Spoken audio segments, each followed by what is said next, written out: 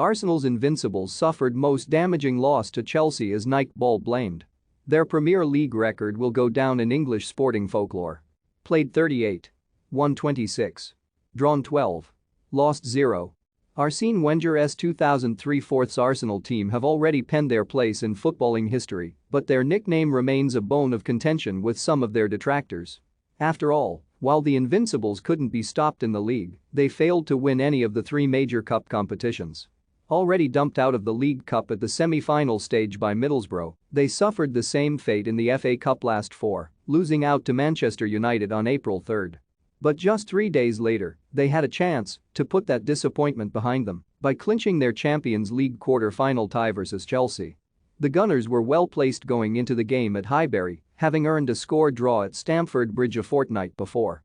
And when the Lado's Antonio Reyes broke the deadlock in the final seconds of the first half, Arsenal looked well set for another semi-final. However, the visitors came roaring back in the second half, with Frank Lampard bringing the tie level before Wayne Bridge broke the home side's hearts with a goal in the closing minutes. The nature of the defeat was a sickening one for the eventual champions, and Jens Lehmann, who was at fault for the first Chelsea goal, pointed the blame at the decision to switch Nike balls from the group stage to the knockouts. "I remember I made a mistake against Chelsea because we played with a brand new Nike ball and it came swerving like that and I couldn't stop it," he told Bein Sports in 2020. "I couldn't catch it. It was a draw then with Frank Lampard, and then in the last minute all of a sudden, because we were so tired, we couldn't defend a draw and we lost that game." Have your say. Were Arsenal's Invincibles the best Premier League team ever? Rank them here in a season where disappointments were few and far between. Wenger subsequently accepted that the decision to not rotate his squad was a costly one. Speaking during a 2021 media appearance, the legendary former Arsenal boss said, "Playing in the same week Manchester United on Saturday, Chelsea on Tuesday in the Champions League, I made the mistake to play the full team on Saturday against Man United. They kicked us off the park. Then we lost against Chelsea in a game that with fresh players we would not have lost. Maybe I should have prioritized the Champions League that season." It's a regret that is not away at Wenger and Arsenal fans alike, with Europe's top prize proving elusive throughout his trophy-laden stint in North London.